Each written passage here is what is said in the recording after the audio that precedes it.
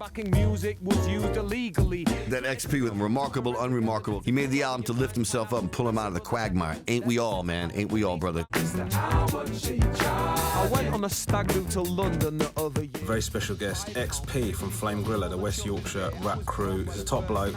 Buy everything he does. The WYcast is made possible by people going on the XP homepage, www.exp.uk, and buying my albums on vinyl and CD and getting merch as well. So big thanks to everyone who has, and if you enjoy these podcasts, please consider helping out by going and buying some. Ladies and gentlemen, it's nearly time for the WYcast Series 5. If I said I'd stop doing this, I clearly lied. To represent the area, I feel inclined. So I'm XP, I'm the bearded guy. Plays keys for Jamatoni and appears on mics. The youth aren't feeling it, my streams aren't high, but their moms bought my vinyl, I feel alright. Shouts to my regulars, it's all for you.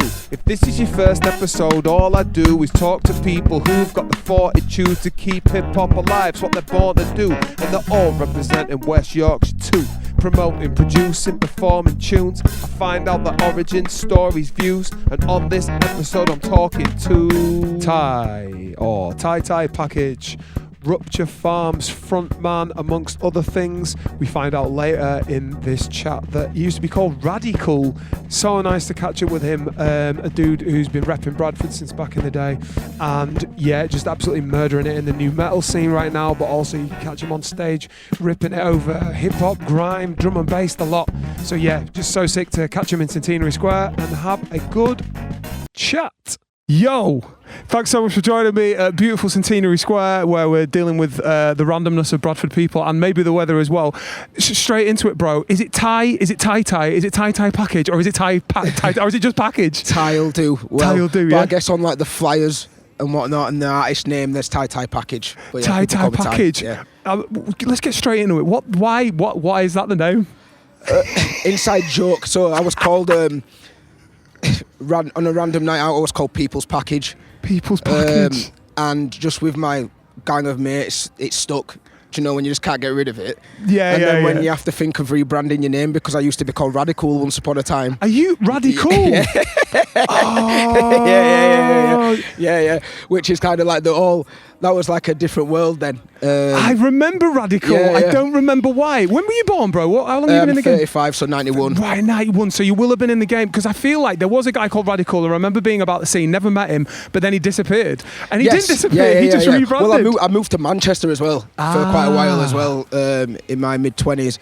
But yeah, I was called RadiCool once upon a time, and then when I started to kind of do music in a more, I guess, professional side of the fence, so when I'm doing invoices and whatnot, I'm trying to think I need a name that actually works within the realms and the line of work that I'm in as well. I need to be mindful of my full name, because I come from like a social work advocacy background. Got you. So you don't need people Googling and all the rest of it. Mate, so my understanding of you is like you're the dictionary definition of an MC, master of ceremonies. So if you're not like tearing it up with new metal, Rupcha Farms hosting that, you're on nights like Wave, where you're just like running the drum and bass, grime, whatever, Mike-ish. Is that is that a reasonable summary? I mean, I would describe myself, I'll always come from the MC cloth. Yeah. And I think it's important to always announce that. Vocalist, really. So again, like you said, kind of the different realms of night culture, whether I'm hosting or emceeing at a rave. My main outfit is Rupcha Farms, so I manage a new metal rave punk band, which is kind of the primary stuff that I'm doing now. Yeah. But then I also do a bit of spoken word now and again. I'll touch certain events. I love writing solo. I constantly write music anyway, and it's a place where I can test them waters as well. Of course. So I think in the MC respect, I do like to kind of tap into the multifaceted realms of that. Yeah, it's man. always what I've always been about as a vocalist. So that's dope, man. So 91, you're Bradford born and bred, or where are you from originally? Yeah, Bradford born. So I'm from the estate. Yeah, so from the estate of Allerton. Sick. Well, I kind of grew up around there. Yep. And you what was your musical upbringing? Were you always like interested in it? Or? Yeah. So grew up very obsessed with music, kind of the cliche. But my bread and butter has always been songwriting. Right. So at a very young age, I was writing songs, no matter how crap I was at the time. My bread and butter has always been that. And then the kind of it's a bit backwards really, because I think people find their artistry later, after kind of going out there and rapping with their friends and ciphering and stuff. Yeah. I did that after. Right. So I've always wrote songs. It's always been my bread and butter, and it's what I think I'm probably my primary strength is. Yeah, songwriting. So what was the upbringing? Was it like your a parent or whatever putting loads of music through you, or was you growing up with soul and jazz, or what? Yeah, I'm from quite a musical family in respects that my dad, the spectrum of black culture and black music I grew up on. But at the same time, as a kid, I was massively into my rock and my punk and my metal. You know what I mean? So what era were you getting in rock and punk then? So kind of the birth of new metal, and then pop punk were kind of alongside that. What is birth of new metal officially? Is it Rage and that? Where are we? Like late 90s? Yeah, late 90s, early 2000s. So like the Korn kind of realm when they kind of came out. I think Lamb of God were a little bit before that, and then your Linkin Parks and kind of, you know. So that clicks with you, did it? That was that when you heard that you were like, right, sick. Mate.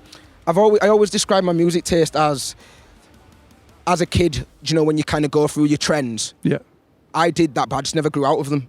So I've always kept that, and it's something that I really enjoy, and it probably shows in what I do now in terms of alternating and always trying to do something different. Yeah. And then at the same time, whilst new metal and rock's going on, the estate that I grew up in, it's grime, it's bassline, it's niche, it's 4x4. Yeah. And it's growing up my mates. The Youth Service helped raise me.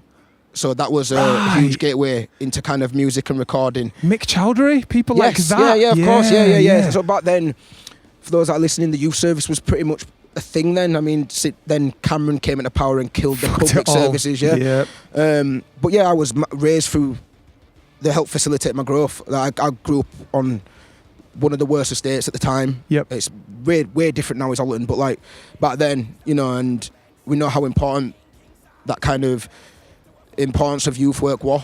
Giving young people something to do other than like facilitating the growth and that. And I'm always very, say it proudly, you know, I was very blessed to be raised by my nans and my dad and whatnot, but their eyes can only go so far. And when you're out in the ends, you know, I was very lucky to kind of have people like that in our life that kind of guide us through them opportunities. And it's then when you kind of get brought the opportunities to kind of blossom into music, whether it's attending a record studio or being able to go to gigs and stuff. And alongside that, I'm a Waxworks baby. Waxworks baby. Yeah, that's another reason I've heard RadiCool. Nice. You go through all that, so you'll know people like Section of Fifth, I guess, Phoenix, a Renaissance man, maybe, and a whole host of others, man, and people like probably Jae Depz and people like that. JD's my best friend. So he's like my sibling. I just on the phone to him earlier, actually. Sick. So yeah, man, I'm from that kind of era of the young cloth of MCs all from the different estates all going to one hub, which was Waxworks. And I know Mr. Ed's been on your podcast as well. He has, big shout out to him. I caught with him the other month. I caught with him because when he comes back to England, he's based behind where I live. No, what, Shipley way? We didn't realise that until I saw him a month ago. Like, I'm living near you. Sick. So it's always wicked to catch up with him, especially all this time later. But yeah, we all came from that hub, man, and Bradford scene was very different then. I think there was more of an ecosystem when it came to rap. I agree. And hip hop. Yep. And I think that was a catalyst, you know, having a central hub where you could go record your bars everyone and like from the same ends, and it was that kind of developed a scene on its own. It kind of blossomed. There was access to funding back then because I was a youth worker, so I sort of worked parallel to Waxworks doing stuff in Bradford for something called Youth Music Mentors, where some of the old Waxworks people came through and we did recordings and stuff like that, and there was just access to funding to be able to pay for those recording sessions, which was so vital to like young people who they can't afford a fucking studio time, and also they don't know, they can't just go into a professional studio and be guided by the engineer. It has to be something they learn in the, you know, get a learning process. And that was the way I did it. Absolutely, man. And it's something as small as having a central hub where you meet people for crossing. Back then, MySpace was a thing, and that's when I first heard you, by the way. Yeah. Afraid not, isn't it? Was it those days? Yeah, like all them times. Nice. And obviously, you worked with Luna at the time and stuff. That's when I kind of came across all you lot. But yeah, just the passing of meeting people from different areas. I'll go in there to record like 3 songs from a mixtape that I want to release, and then I'll meet 8 MCs that have just gone before me, all doing a back-to-back.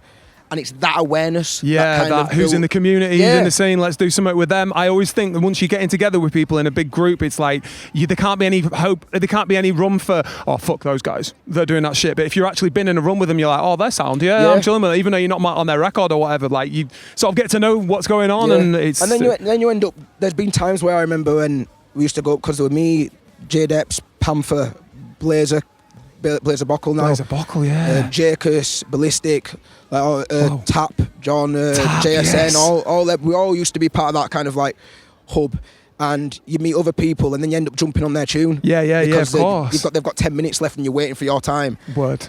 And then it'd go up on. Everyone would anticipate whether Ed had put it on their Waxworks main MySpace page. Yeah, and it was big things if that happened. And then they had like the Mike Matters events in Alhambra where it was like this celebration of the scene. Yeah, I definitely did one of them. So yeah, it's interesting speaking to you, kind of reminiscing about that time. It was such a long time ago. Crackers, because that must have been, you must have been early, young as fuck when that happened. What was that like? So yeah, I was kind of, I think when I first started going there, I was like 17. Sounds right, yeah. So I recorded my first 2 mixtapes at Waxworks. Sick. And again, it was like a dream come true. Because again, going back to the early context, my bread and butter has always been writing songs. Yeah. And even though I was MCing, rapping and grime and stuff, I think what made me, I'm not saying it's better or worse, was like I was always doing alternative stuff and rapping to different BPMs and tempos and singing, using my melody and whatnot and incorporating that. And Ed and Camaro Kitcher, they always really bigged me up with that. And they always saw that I had that figured out. Yeah, instincts. You can tell. And I think they really played a big part in pushing that for me. That's so I give them big praises, man. Defo, man. So when was the first time was it pre-Waxworks where you wrote your first original piece of music, do you think? And what did that sound like when you wrote it? Was it more for singing when you first wrote something? What I used to do is, in primary school, do you remember when you had to do mandatory choir? We didn't have to do mandatory. I fucking did it. Do you know what I mean? I remember going back home, I'd have the ideas of what the songs sounded like, and then I'd rewrite my own songs to that. So like All Things Bright and Beautiful or something, and then you were like... probably. Or something, and then I'd rewrite songs like that. And at that time I'd be singing and then rapping. So rapping, when was the first time you were rapping, do you think? Pre-Waxworks, surely you must have gone in. Yeah, definitely. Or pre-Waxworks. I mean, first started rapping kind of probably on my own. Through what I was listening to. I remember, again, my dad, he'd have tape cassettes in his Peugeot. Sick. Just so much hip-hop. It was ridiculous. Right, so he was listening to the good stuff. Neo-soul and dancehall, and, dancehall MCs are the best MCs in the world to me, do you know what I mean? And I remember just listening to, like, mixes of Bounty Killer, and I was like, how are they doing this that quick? And then... Again, the new metal influences, and then the area that I'd be in, it would be Niche and Bassline and So Solid Crew were coming up, and it was kind of that. So I think it was all that kind of made us MC on the street, and then I started to MC from that. So it was Allerton MCs, you were like, I'm going to jump into this? Yeah, there was a few older ones at the time. Scorps, Johnny, who I know has got like an established Bassline career, but back then, big up Johnny, he was like doing garage, and they were from the same area, and I remember hearing him on like tapes and stuff, and I remember us MCing on the street to garage, and then grime started to become in the picture and bassline. So had you written lyrics before had you written like rap lyrics before these Allerton ciphers? Yes, rap songs, right. And then I'd start writing my own albums. Over what? Were you using a beat, or were you just writing like long form poetry sort of thing? Long form poetry, and then beats when we got a computer. Yeah. You were making beats. Then made it into, what would it called? No, it's SoundClick, I think it used to be called. Yeah, where you could just download beats that people made. And that's when I met JD. Kind of, so me and JD met in year 8. So kind of when I started to go into upper school. Yeah. And then we bumped into each other, and I think it was like it was College Dropout. Just dropped, and I remember I gave him a copy, and then we became best friends. Dope. And then we started writing our own albums because he was making the beats and you were writing. He wasn't even producing then. We were both rapping, like just. But that was when we didn't know.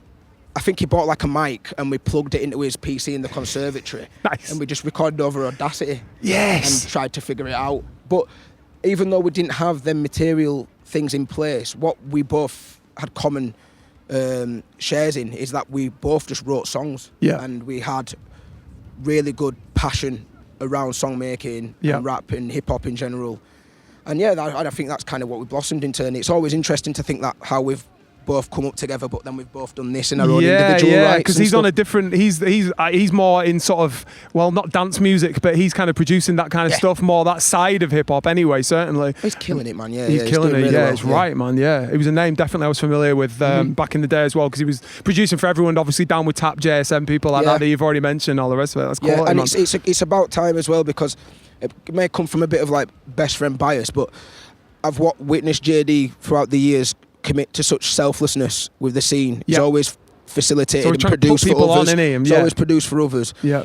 And I've done similar as well, but he then did it in his career. You know, he went into music facilitating. Yep. And only within the last 3-4 years has he really knuckled down into his work, and he's just done that since. And can't go wrong. When you hear all supported Gorillas at Bradford Live, that's flames. I saw him on that. Yeah, amazing. And he's in the festival circuit, and I don't scream of reacting because I'm not surprised. I'm kind of just like, about time. You know what I mean? So big up JD, man. I'm really glad that everything's going as well as it should. Sick. So spitting with him, and then obviously Waxworks popped up at a perfect time. How did you find out about Waxworks? Was it just like round the way? I think it was word of mouth, really. And it was just twinned. It was great for me because it was just twinned with like the youth service as well. So like Allerton Youth Service at the time, we'd do that a couple of times a week where they got us a studio built in.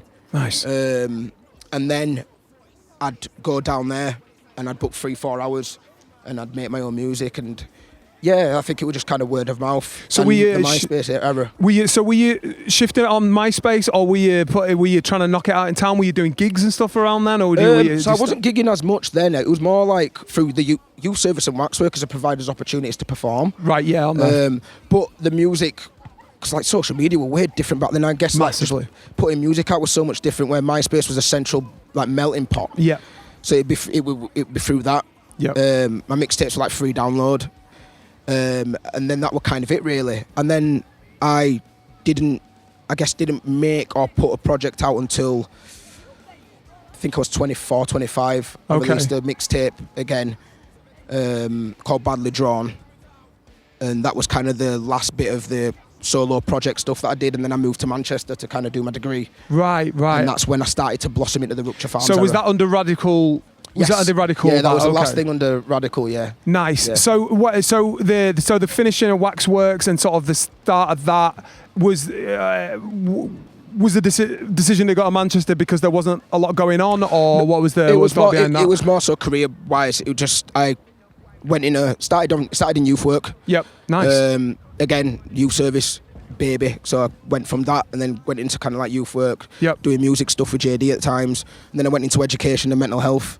Wow. The side of the fence. And then I moved to Manchester to do social work, and then I did my careers in statutory advocacy. So it's advocating for people that were detained under the Mental Health Act. Wow. Because mental health is a big primary part, alongside kind of being raw about my upbringings and stuff, and quite exposed and vulnerable.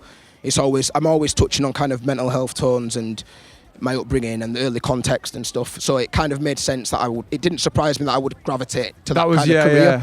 Yeah. I did that in Manchester for 6 years, and then I've moved back to here last year.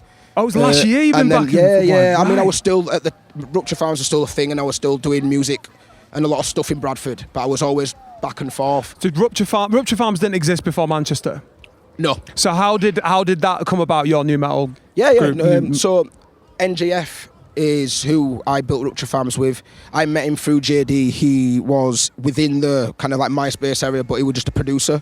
So he produced grime, bassline, 4x4, always multi-talented. He always shared that interest though through just liking everything else. Yep. So I'd always talk to him about metal, soul, funk. Do you know what I mean? Like we'd just be in hours of talking. Didn't see him for a long time, and then bumped into him at a birthday party just by passing, and they were just like, "Come over if you want. We'll make some music." At the time, I wasn't really doing much music-wise. I think that's when kind of Bradford just kind of dying off a bit. Didn't really have anything towards it, and you kind of lose that spark. Yep. And we went in together and we just started making songs, and then it became should we do something together? Should we be under a name? And then that's kind of how it came about. How was it sounding? So was it sounding metal-y? No.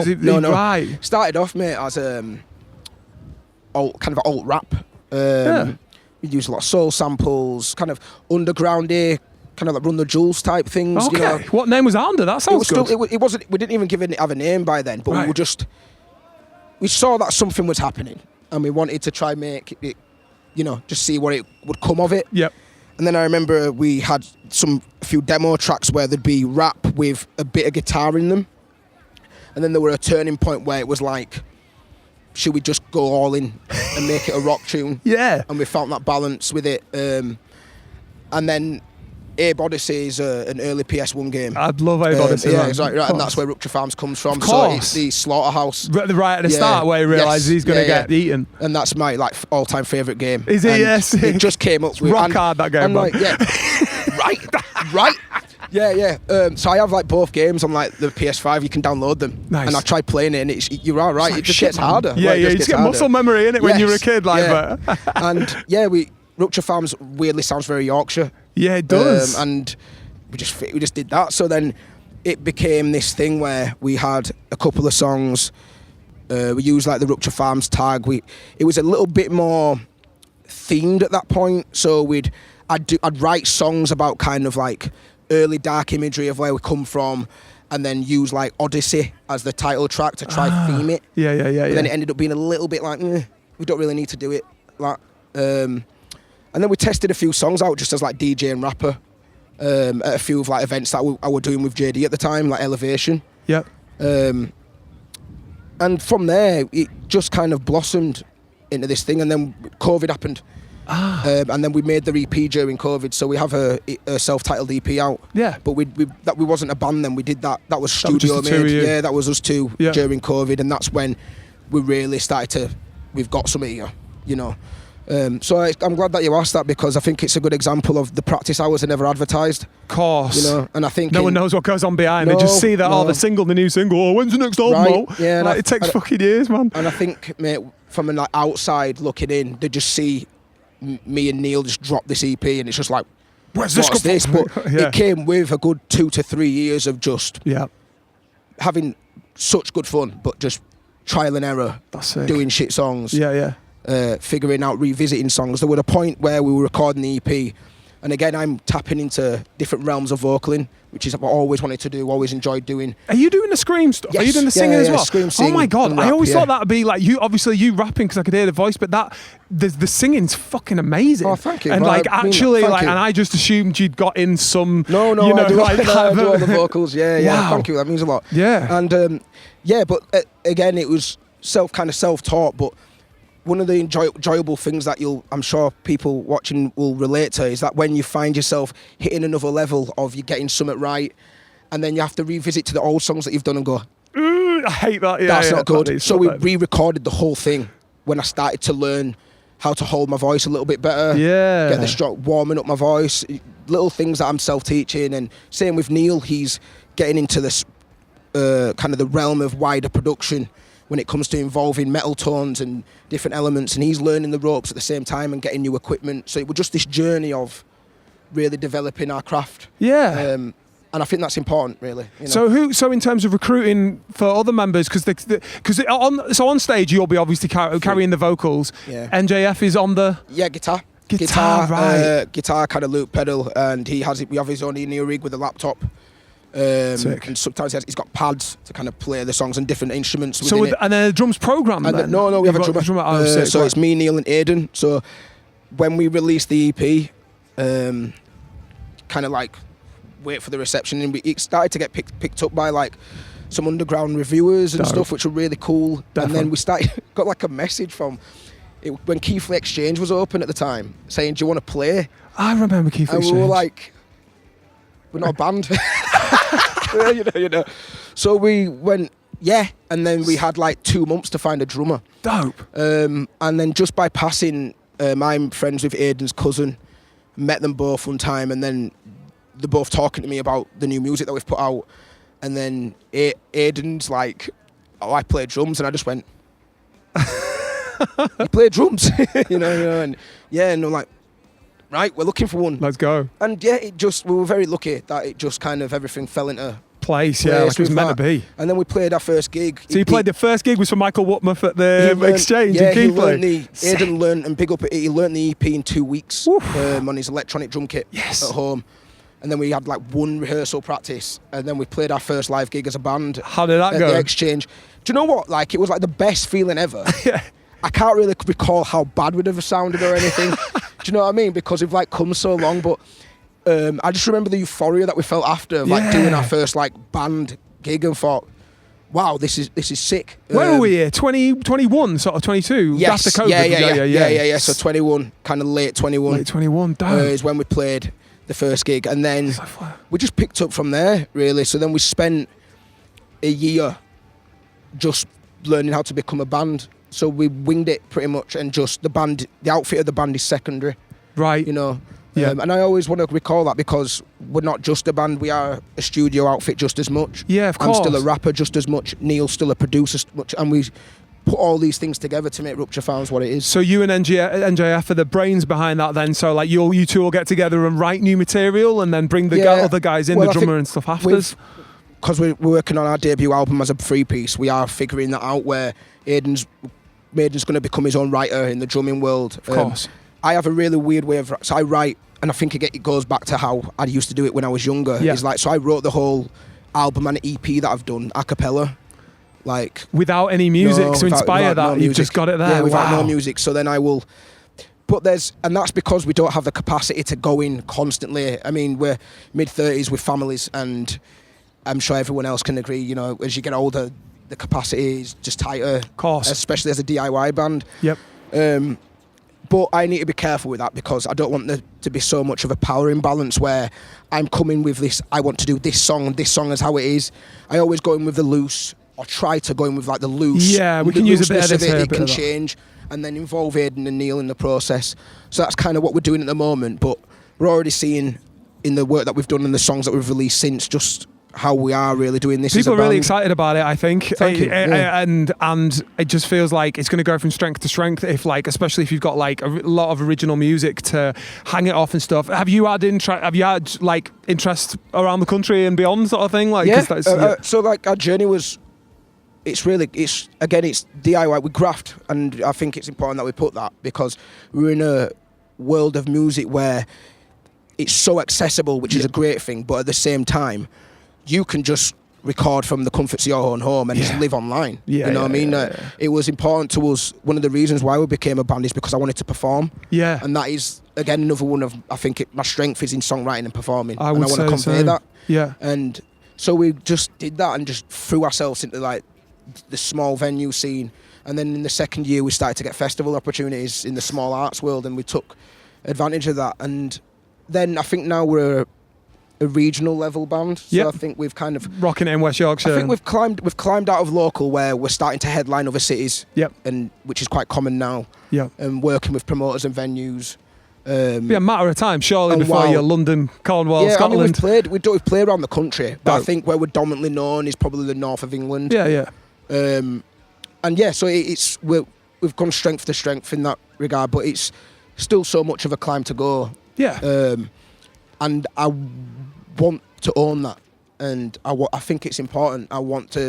I think people gravitate to us because they see us as being a really authentic band that are just doing the groundwork. Yes. And just want to convey the music and connect with people. Definitely. Sounds sick. It's fucking original. What's not to like about it, really? Like, it's a crazy question, but like, what are the expectations for it? Where do you want to see it? But or is that just like obviously fucking Leeds Fest and beyond and whatever? Yeah, I think it's that. I think it's we taking our strides in what we're able to do, but just ensuring that we have achievable goals and take value in the small steps that we make.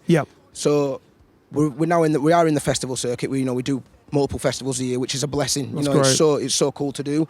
We have our own DIY kind of shop where whenever we're coming to Bradford, we run our own events. So we provide that ladder where we have people jump on board. I think that's really important to us. We're involved in little pockets of different scenes, and I think that kind of goes with our alternative style. So we're within that community, ska punk scene. We play a lot with ska punk. new metal scene, small art festivals, and kind of your cliche metal festivals. And I think it's just making a name for ourselves in that regard, and just always being who we are, and then releasing an album. We're in the works of a debut album. How far away do we think we're? What do you reckon it's going to land? 2027 or do you reckon it'll 26? End of 2027. Okay, 2027. So we've released a new single a couple of months ago called Tickle My Fancy. Yes. And then we've got another 2 coming this year. Nice. And it's been a long time since we've released music from then, like 18 months. So we just want to get back into that ladder of circulating new music. Find that time. What format would an album in 2027 come out in for you guys? Are you just digital, or are you we're doing hopefully both, like where. And what would that be? CD tape? What do people want in your scene? What do they want to buy? I don't know. A sick t-shirt. Again, this is something that we're really learning, really. Yeah. Probably we are going to try to take advantage of that DIY culture where we start to put money into our own like CDs and tape cassettes. It's something that we get asked quite a lot. Because when you come off the stage, they must be like, what can I buy? We have such a range full of like, the audience ranges from just all walks of life, and I love that. Yeah. And we played York yesterday, and it was kind of like DIY punk, so the average age were a little bit older. And then they're coming up to us and saying like, do you have anything physical we could have? And we understand how important that is in the underground world. Defo. And that's really new. It's how they want to support in it. Yes. So rightly so. Definitely want to do that alongside digital. Hopefully, it's just it's making sure we get them budget plans in place so we can fund it ourselves. And I think we're on the right track. One of the aims, going back to your question, is that at the same time, as much as we put music out there, it's trying to have our own well-run machine almost, but completely independent. Yeah. And that's important, and I think we're doing a good job, especially in terms of like what we can do within Bradford. Yeah. Again, like they're putting on events on and collaborating with other people in the Bradford scene, because I think it is really doing this at the moment. It is, yeah. You just better riding that, innit, man? Perfect. Yes. You already alluded to the fact that you've said your strengths are in songwriting and in performing, and I'm trying to think if I have personally seen you live, but I've certainly seen the footage and reels and videos and whatever else, and you are fucking lively, and I love it. Because I can't deal with rappers in general not giving all of themselves to the audience. Obviously, some rappers don't lend themselves to like getting straight up in people's faces, but there has to be a level of giving yourself away, I think, when you're doing a live performance, and you seem like you've got that 100%. Is that something as a kid? What was the performing element as a kid? When was the first time you were performing and faffing around like that way? Yeah, I mean, I'm typical kind of bounce off the wall, creative, always on kid, I think. Nice. So I like gravitated to creativity. So it's a look at me kind of thing from day one. Creativity in sport was my thing, and I love kind of performing and competing. And I think I've just put that within performing, really. I went to Mallorca when I was 7, and the scout, I can't really remember vividly because obviously I was really young, but I remember someone pointing towards us and this woman coming talking to my dad, and they were looking for someone to play Mowgli in Jungle Book. They're doing like this Disney like thing at this holiday place, and I did it. Nice. So I was like, I did like this rehearsal one evening, and then the next day I'm performing in front of all these people. That's sick. And you were just like in your stride, just like didn't. Well, yeah, you weren't like shitting it. I must guess have enjoyed it. Because you asked me a 7-year-old to do that, I'd have been like, no, don't look at me. It was like, I come from that sort of side of it. Like. But I don't know, mate. I guess I've just always had a knack for performing. I've always described it as like it's always my authentic self, but it's just an overemphasized version. When you first had like, I guess, Waxworks or youth service type gigs where you were being put on as RadiCool or whatever, was your instinct to be like, give it everything, or did you reserve yourself a little bit more when you were spitting bars? I can't lie. There will always be a part where like I was nervous as a kid and whatnot, but I think I clicked to it very quickly. I've always enjoyed the performing aspect of things. I think just conveying and connecting with people has just always been really important.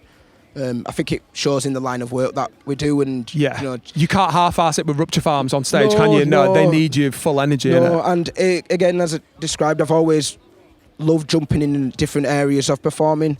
I did a play with Kirsty Taylor a couple of years ago. Legendary big up Kirsty. Legendary. Called Cashy Seas, where I rapped. That got like critical acclaim due to Kirsty. Yeah. Like her writing was amazing. Yeah. And that was like opened doors for me in a new world, and in the world of theatre. You've got some more opportunities since then. Well, yeah, but like not so much as the frontline performing, but since then I've like been in part of like R&D weeks. I've helped writing and I've ghost wrote a little bit. Dope. For projects for Bradford 2025 as well, and got involved in that. So it has opened doors in terms of the creative lane. That's fucking sick. So going back to your question, it's I think what I love about performing is that there's just, especially in the world of hip hop and vocaling, is there's just so many different realms where you can just put a different piece of yourself into it. Yeah. And I really enjoy that. I really love that. I love putting a different piece of myself into something different. Yeah, and there's a different piece even from the Rupcha Farms performance for like stuff like Wave is my main example, where you've jumped on Wave nights where and got the place bouncing. You know what I mean? Because they've needed that, and that having that MC, it's like I think a lot of people take it for granted that there's some guy doing it, but it takes so much effort and work to like get a crowd moving and not be like really obvious what you're saying and stuff. Do you think it's like a lost art in a little bit? I agree, it's a lost art. It's totally a lost art. Yeah. I just don't see that many people doing it. I see a lot of MCs coming through and they can't control the crowd. A lot of them aren't even looking at the crowd. They're like looking down or looking away because they can't face that. You know, that reality. And it is overwhelming to have a load of souls in front of you that are all acting differently and maybe not even paying attention. You catch eyes with the one guy who's not paying attention and suddenly you're like, oh shit, I'm whack. I think my perspective on that as well is it doesn't help with kind of the culture that we're in now. I always see it as two sides of a coin, mate, where I think it's amazing how accessible it is to be a musician now. Yep. You can call yourself a rapper overnight or a singer overnight or a producer overnight. You've got all the tools. You can do it at home. You can upload, you can become something or a presence online. Yeah. But I guess because it's so dominantly on there and it's so about kind of how things look and the way the criteria of like success is very different now. Yep. It's removing the practice hours, the learning curve. And the IRL shit. Yeah, absolutely. And I'm really fortunate to say that and I'm 35, so I'm not exactly old, but like I come from the cloth of figuring it out in the ends, do you know what I mean? And being shit in the ends. And getting better with your mates and then finding out who you are and then later on developing your sound. Whereas I think people are doing it backwards, right? They're just throwing themselves out there and they're figuring out. So they haven't performed before. You can have someone who's blown up virally with a song. And they've never performed it, and they don't know how to. No, Do you know fully, what I mean? and it happens, and it can go one or two ways. That guy, like. So I think I'm really happy that at least I can say, no matter where this goes, is that I've done it from the ground up. That we're from that era where we were doing it from the ground up, and we've done the practice hours. Pay the dues. Because performing, I think I couldn't make music without performing it. Do you know, I don't know how that works for me. I don't get that either. You know, it's interesting. I do meet people who are just like, no, they just stay at bedroom MCs effectively. They put dope shit out, but they're like, I don't want to play this live. I know people who've had like 10, 15 year careers putting out music, never done a live show, and you're like, how does that? Yeah. It's like so it's like it's still on the paper effectively. And each to their own, but at the same time, it just blows. One of the reasons why me and Neil made Rupcha Farms is because the current Bradford scene at the time was just empty. There wasn't any performing opportunities. Whereas I know in the live band realm, it's a little bit more accessible. And I can't speak from the most experience, but I think within like hip hop and rap pockets, it is very insular. And you'd have to, at the time, I'd have to go out to other scenes to try perform. It's not as welcoming. I don't find it as welcoming. We're trying to make that with WY, trying to make that more welcoming, try and communicate, create a community and stuff, but we're getting there, but it's a slow process and it requires a lot of hard work. And all the credit to you, because I love this platform that you do, because it also opens up the eyes and ears of what we've done. Yes. The catalogue of like MCs and producers of 20 to 30 years is very much here in Yorkshire. Ain't it? And it even opened my eyes to people in Leeds and whatnot, Sick. One of my biggest influences in music is battle rap. I'm a massive battle rap head, and I have been for like 15 years. Bradford's home to the best of the UK, effectively. And especially within writing, it influences my writing as well. I'll always be open to that, because it is the raw creativity. It's where it stands the test of time, and it's when you really show your individual craft and your ability to come up with fresh things and innovative ideas. It's through the realm of calling someone a prick. But it's done in like the most creative, like fascinating ways.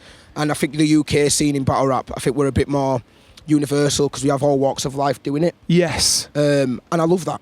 I love that. And You had Matter on here as well. Yeah, didn't you, yeah, and another stuff like legend that. of And it's battle just kind of like we have such raw talent Yes. in Yorkshire that just come from the ground up of Yeah, crafts. knowing that we're going to have a side job, knowing that the family's going to get in the way, but it doesn't stop the fact that it's fucking dope. No, like, so please keep this going because I'll try, man. it just keeps ears and eyes open for the scene that we've had. You know. Yeah, man, I appreciate that. So, is Rupcha Farms like 90% of everything you do creatively, or is there, in terms of releasing, I guess, or is there going to be like solo stuff? Do you work on solo bits yourself? Yeah, this is what I've always struggled to juggle with. I guess this is the cost of doing different things, is that you find it hard in terms of priority and capacity. I've always struggled with the capacity of doing solo stuff. Granted, I do perform it every now and again, open mics, poetry slams, spoken word events. Dope. I'll always test new waters out. I've had an album written for a long time. Is it? Called TyPolar that I am recording. Yeah. But I don't want to make the mistake that I did last time when I did Badly Drawn, where I just put it out because I wanted something out. I want to ensure if I put it out, it's something that I can invest in and continue with after. Yeah. Now I have to balance that with my primary thing, and Rupcha Farms is that, you know, it is something that I really want to take. Me and the lads want to go with and see what we can do. How does that album sound sonically? Are we talking like more grimy, more hip hop, more? Where are you musically in it? Yeah, the solo stuff. So yeah, it's rap. It's more alternative rap. Okay. So I will always do different songs in the realm of hip hop and rap. Always incorporate singing, melody. It's something I've always done. I've always spoken rap from a very, I guess what people would assume, from a very raw and vulnerable place, even though I think everyone's vulnerable, like it should be. Yeah. I am pretty blunt with what I speak about, whether it's my early context of my upbringing, my mental health, and the imagery that I paint. Yeah. I can play with it more in that realm of that because it's me. Yeah. Whereas with Rupcha Farms, I am the songwriter, the main lyrics, the writer of it, you know. But it's also alongside a producer that writes. In his own field. It's also alongside Aidan, who wants to incorporate and invest the songs. So it has to be a three-piece. Yeah. There's three minds working on it, innit? But that's the solo stuff is. Is it self-produced as well? It's me. No. So I'm working with different producers and stuff. Right. Yeah, it's one thing that I've not had. I could produce a little bit, but God, I respect to producers, man, because like I am chaotic and I write a lot, and it's sporadic and it's very, I guess, typical ADHD styled. But with producing, you have to dedicate. So you just have to dedicate another piece of your brain. Yeah. In the way that you make stuff, and I've always had an admiration for anyone who has that time. And so you've had a go at it, but it never really. Especially if it's alongside doing it. And credit to anyone who like self-produces and self-produces and writes and does their own field, man. But at the moment, that's not where I'm at. Fair enough. That's reasonable. Well, that's cool though, getting in producers and stuff like that. Yeah. I'm really excited about this album that we'll never hear. So is that so? The tracks are already written. You've already got producers in on it. We're talking about multiple track projects. Yeah, so it'll be an 11-12 track album. I've done about 3-4 tracks. Yeah. I'm gonna kind of try again. I'm trying to get the window of time where I can just box it all off in terms of recording and then go get it mixed and mastered. Would you do a Rupcha Farms style leak though? Because obviously you've got this album in 27 for Rupcha Farms, but you've already been putting out a few singles on the way, sort of thing, to tease and stuff, like the Tickle one. Yeah. So would you do that? Would you put out some tracks before the thing? Yeah. I'd do a 3-track probably release and then put it out. It's weird because like I'm obsessed with the album. And I've always been. That was something that I was very the concept passionate of the album. As a kid. I remember not having much. You know, you don't grow up with much, and parents support you what you can. But one thing that I always loved is that my dad would buy me a stack of albums for Christmas, and I'd run upstairs to my attic and I'd play it, and then I'd use my dad's CDs and tape cassettes, and I'd just run up. And I've never grown out of that. Nah. So I'm still that guy who. That's your book, man. Look, yes. It's like writing a book instead of having a magazine. I think like a couple of track EPs. And I'm still that guy. Whoever my mate's probably laughing at this bit because I'm that person in group chats going, "Have you heard this album? This person's dropping this album. Get on it." And I'm sending people albums, but the climate's changed, the culture's changed. It has changed a lot. It's sad. It's really sad that it has, but it has. Yeah. People consume it. And obviously albums are still much a thing, but it's not paramount, isn't it? No. You know, in fact, I think people are encouraged not to release albums because it gets lost quote lost in the sauce, Yeah, I guess, with yeah. like the overconsumption of music that we're in. But I'm all about the body of work, man. Fully, man. You know, Totally agree with think this. I love nothing, mate. I love nothing more than finding someone new, whether it's locally or regionally or internationally, and then looking to see if they've got a body of work that I can connect with and learn from. Do you know what I Yes. mean? And see what they're about. The only thing about the culture changing, I would say, there still exists people like you, me, and everyone else who fucking loves an album, who are the ones shouting at their mates to go and listen to it. Yeah. And I think the people who really give a shit about music are the ones who are going, keep the album alive. So Right. I think it will, because everyone else is just passively consuming music, which I've never really understood the mindset of someone who's like, yeah, I'll listen to a bit of the Beatles, whatever. You know what I mean? It stresses me out. Oh, here's another one. It's like, have you listened to this album? It's like, yeah, well, I checked about 3-4 tunes. It's not bad. And I'm like, It's what I mean. Unless you hated it, you should have stuck with that start shit. twitching. Yes. Yeah, you're someone certainly on my Instagram feed who's often going, this album's bad, you know, and then going into some detail to it, like, Yeah, you know, I and think that's caring me about it. trying to, because I manage the accounts, and I have like everyone, I have a love-hate relationship with social media. Yeah, and same. it's just something that I can occupy myself of using. So I often like, everyone get on this album, and I talk to people about albums because I like it. I like connecting. Yeah. But yeah, I guess in today's day and age, the majority of people within industry realms probably would be like do EPs and stuff. But within Rupcha Farms, we're just wanting to go straight into a album, even full if on. it's short form. I think we've got enough for 2 albums, so I think we maybe do like 1 and a volume 2. Yeah. Maybe 9 to 10 tracks, but it won't have that EP. It will be a full display of kind of the spectrum of our sound. Is your live set with Rupcha Farms all original, or is there a mix of covers, or does it depend on the event? We love a cover. Yeah, fair, Yeah, but we do invent them as our own. Nice, so you sort of got your own twist on them. Yeah, it's something that we do to kind of just keep our minds working, and I think we do them really well. We enjoy them. And I think it becomes useful in like festivals and stuff. Yeah. Some of them demand it. They're Yeah, like, can we yeah, do they half love- and they half? love They a don't bit want to of a hear cover. all originals, which I always find depressing when someone asks for that. Yeah, I'm and like, it helps us with because we have. I'll ask you actually. What would you call us? Would you call us new metal? I would call you new metal. Yeah, I think that's probably the spine of our music, because we don't really go into making a song thinking too much about the genre. We might tell ourselves that we want it feeling punky or heavier metally or rave, you know, but we'd never really think too much about what. Whenever the you've got genre is. rap mixing with it, and then you've got that kind of, because that singing style is so of the new metal. It reminds me immediately of Chester from Linkin Park. Yes, that kind of that which I was impressed by, because that is so well produced. Oh, thank you. The stuff from that, and that's why I was like, God, is he doing the singing as well? Oh, I Fucking appreciate incredible, that. Thank you, man. So yeah, but I'd put it in the new metal category. But and I think new metal kind of skirts it, because I'm obviously very hip hop and boom bap and stuff. But I always loved new metal and stuff. I've got loads from back in the day, and also I'm keen to like understand that hip hop is the tree, but I want to represent drum and bass, and I want to represent grime, and I want to represent new metal. Do you know what I mean? And like, it's a really important piece of the puzzle. Yeah, and it's I always find it really fascinating just asking people what they'd call us and stuff, because kind of we're a bit like can be a swear word for some people, innit? As well, new metal. Like. But also we have to kind of like, I guess in the terms of selling yourself, people like things in boxes. Yes. So I think new metal and rave punk captures us quite well, because rave punk's sick. I think new metal is the spine, where you have, it's like a cousin of hip hop, right? It is that kind of underground cloth, and it speaks from kind of an oppressive kind of culture. Yep. Where you've got a mix of metal and electronica, so it covers as well. But we also do just as much punk songs. As well, and I guess the essence of me as a rapper and an MC, that I think that's always. I mean, Neil always encourages me to kind of keep that. Yeah.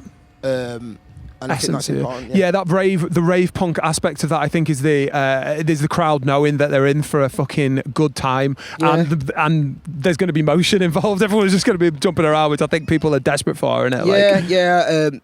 It's kind of a nice balance, really, because what we convey is quite socio-political, quite personal. Yes. But at the same time, it's through that you're going to have a good time while doing it. Yeah. And I think that kind of works well, and I think that's what we've figured out, me and the lads, where we've got that here. I think that's what makes us a little bit different. Yeah.